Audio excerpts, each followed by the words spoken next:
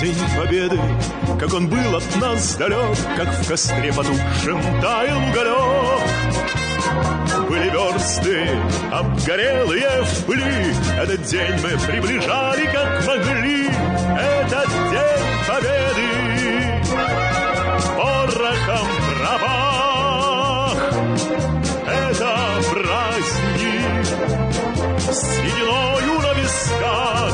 Это радость со слезами на глазах.